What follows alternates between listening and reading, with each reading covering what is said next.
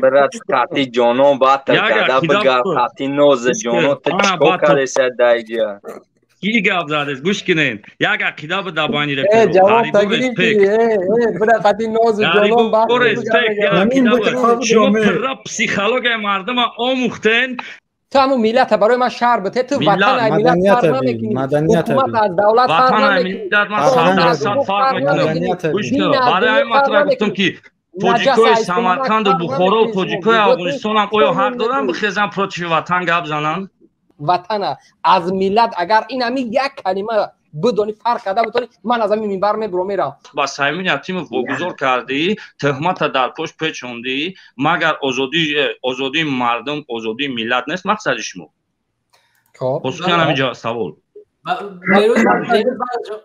من در بالا گفتم که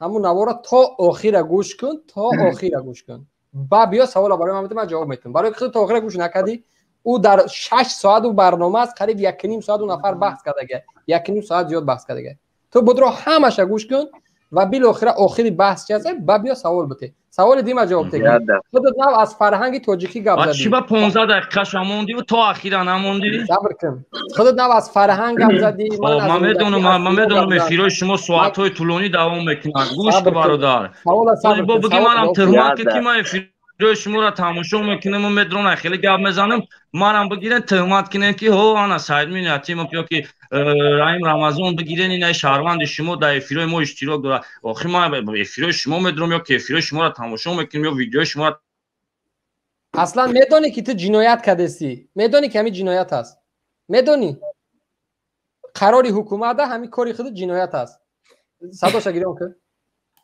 گیرم که میدونی که همین قانون حکومت رحمان افختی تو وقتی میبروی با یک حزب مخالف در افیر گپ میزنی این جنایت هست میفهمی وقت طرفداری کنیم بالا جنایت گپ ساده است برای که یگان مخالفه که من ایگو دارم تحلیل کردم یگان چی برای خوبی ملت نیست یگان چی برای خوبی وطن نیست توجیکای بخارا سمرقند هم بخیزن دفاع توجیکا گفته پروتی توجیکستان گپ زنن باید توجیکای افغانستان هم باید همین کار کنن یا که میلیون توجیک دیگه در امریکا کار فعالیت میکنن قانونگذاری تصورات داری قانونگذاری کشور میدونی چی است قانون میدونی شاید بدونم برادر در همون جای قانون گفته است که تو طرفداری کنی تو آزادی طرفداری نکنی جنایت میشه گفته است در یگام جو شهروند جمهوری تاجیکستان از سن 18 بالا حق صحبت کردن داره اینجا نقطه میشه نمیگه که تو طرفداری رحمانوف بکن در تاجیکستان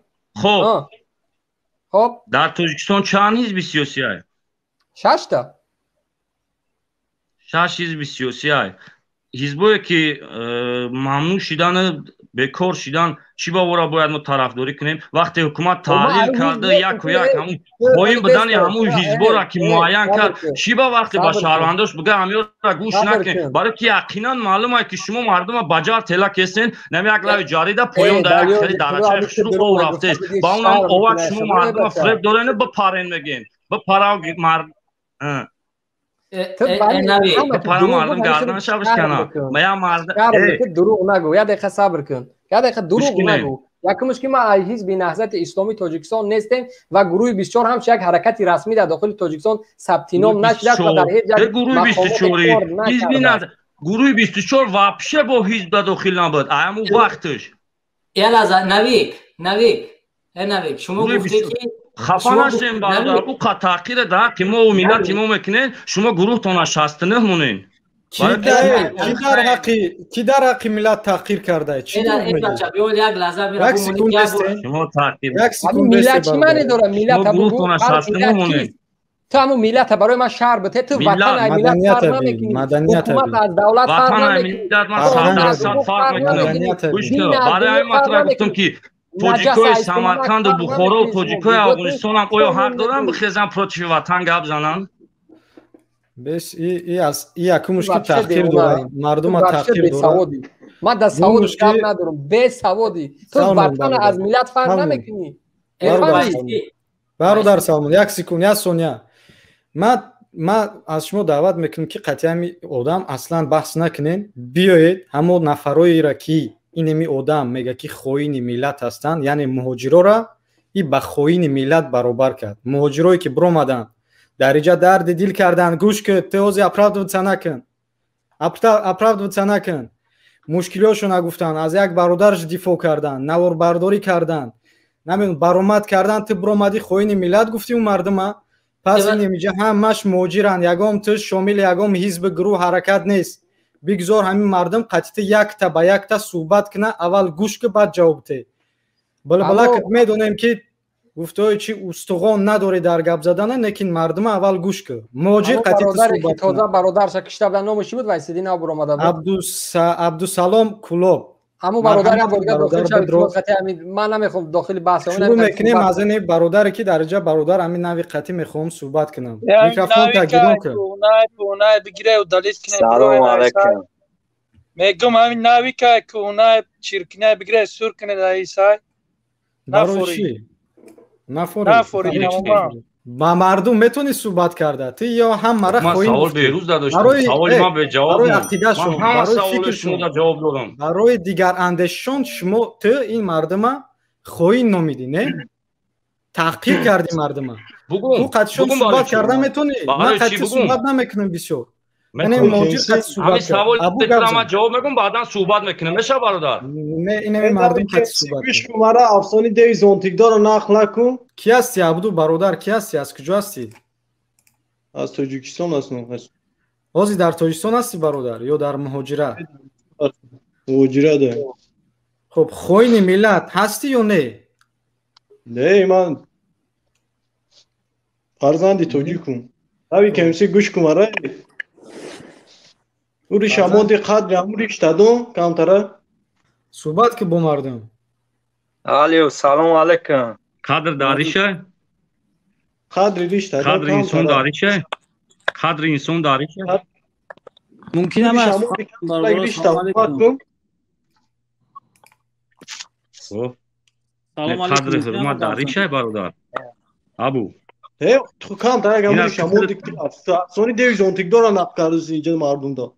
نه افسانه اونم برادر که اوج گپ زد کو گفت که توش تو غریبا را خوین گفتی همین گپ دما جواب بگو موزی بگو برات قاطی جانو بات کدا بگا قاطی نوز جانو تچکو کاری سدایجا کی گپ زد گوش کنین یک عقیده به دبانی را جواب تگیری برات قاطی نوز جانو بات شما پر پسیکولوژی مردم آموختن انمی غریبایی که کم و بیش در مشکلی قرار دارن عذاب زندگیشون و عذاب پیش بردستن شما همواره که کشیده طرفدار خود کردین و این روز میخواین چیکار به عمل بیارین نه که اگر تمام همو غریبا بیان در وطن این روز با پا بخزن چه خیلی نو برادر از گفت ما 90 نفریم شما قبولش نکنین کو گفتی نه عینو ما برآمد میکنی به که مقصد دیگه تامین بده عینو ما کنه میکنی احساسات تخش نکنی گروهی مدار اون مکتبی تو خوندگی من قدیم معلمه تو در یک پرتاش دگیم تو چیکیا رو مردم تحقیر کنی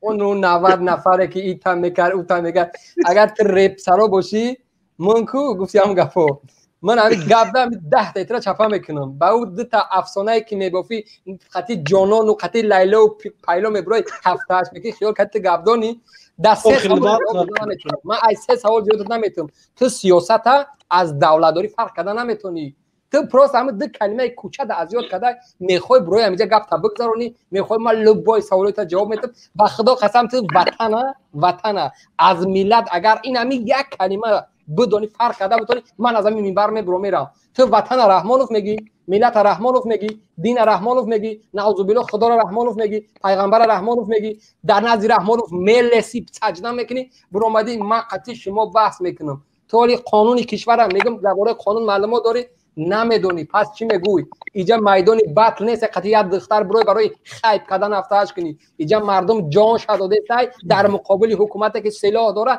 می جنگه میفهمی تو چی برو اومده افتاش کردی مردم خیال کردی گوام برای تو اینجا مردم در مقابل سلاح برو اومده مبارزه برسه مردم اینجا مردم خون دادگی است چی میگوی من در بالا سوال دادم شاید نفهمیدی خیلی زیاد یک شخصی همچون پاتریوت همچون وطن دوست همچون یک مبارز نشان میده برای من عباره وطن شهر بوده وقتی وطن میگی برای برادرمو دینا بزرگ چی با جواب ندادی ایدین من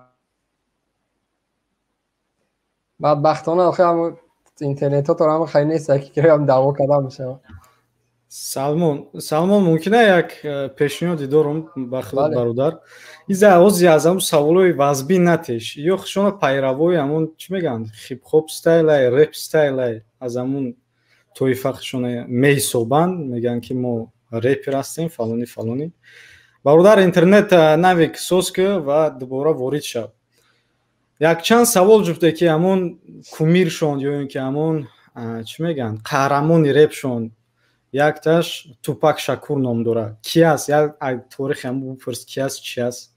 من راستی در رشته مثلا تصوراتم ندارم. مرام نه شما شاید معلومات دارین مرحمت اگر داخل جام همراهی صحبت کنیم. نه او یک نفری هست که اوزی اگر در سوال جواب بده بعد معرفیش میکنیم که همون یکی از قهرمانو اینمی رپرو کی است چی است. اوزی گفتگو چی از همون استیل خودشون قضیهشون گپ میزنیم. اگر همون اینترنت در ترکستان آباد پیشرفت ساز کرده بتونه و وارد شده بتونه. اینا وارد شد. حتی اینترنت درست نداره نخی. آقای جای ما ان شاء الله به رجوم گوش کرده که ما ان شاء الله تا قیامت گردم بدرو ان شاء الله نصیب برای جوابی سوال ما پیش خدمت میام. چی با برادر کاتیزور وقتی با بحث نرسید روی راست با سعید مومین یتیموف گزارش کرده. مگر مقصد شما آزادی ملت نیست؟ تو برای من یک بحثی مرا بیار برادری که تاچ بحث کرده و 15 دقیقه رولی که خب تو همو بحث تو مقصد شما آزادی ملت باشه. صبر کن نویک صبر کن. همو بحث صبر کن. همو بحث تو آخرش تماشا کن قریب 1 ساعت داو مثلا بحث کرد اون نفر. تو پولی تماشا کن بعد بیا فکر بگو. من از اون بحث هم یک پرچه خورد چه موندگی هستم. تو بدرو همو برنامه رو تا آخر چه تماشا کن کو در آخر کی پیروز میشه بعد بیا سوال بده. خود همو بدبختانه اینترنت درست ندارن همو یک پرچه خورد دادن. ما جوی در کلی هم بحث دیدم و همو چی جویش در بود. شما یک فعلی به شما یک خاراکتر دارین کدوم که وطن دفاع میکنه شما او را چاپلوس میگین. برای من همو عباره وطن شهر بده که وطن یعنی چی در زیر شعاری وطن خود چی را میبینی؟ اینا من میگم وطن یعنی چی را در پیش چشم وایسیدی نمیبینم کی را میبینم وطن کی است؟ بیچاره را اینترنتش بزه بس. ای وای چی گویم از گفتنم نگفتنم به میشد اگر یک کابل میبردم در همون تلفناتو میدادم صحبت میکردیم بدبختانه خیر نیست. این همین خصوص جواب چم میکنیم در باری از چم میکنیم در کجایی که خواهیم آزادیم ما میبریم سخن میکنیم نوار میکنیم چه خیلی که خواهیم ما باید وظیفه ما باید ما باید شما را نوی همون مشکلی در چی است اینترنت قطع وصل میشه میتونی فهمونده مشکلی معلومه در جواب این سوال خود جواب داری связь пропал نه چی пропал پول пропал связь пропал چی شده چی گپه هم خیلی نو خاک ما هم گرمانیا دامه بدیم شاید اینترنت ما پرابلم نمیکرد گرمانیا نه سودی نداره که اینترنت سرعتی بلند باشه گوش کنید گرمانیا را نرسوزی قرغیزستان برا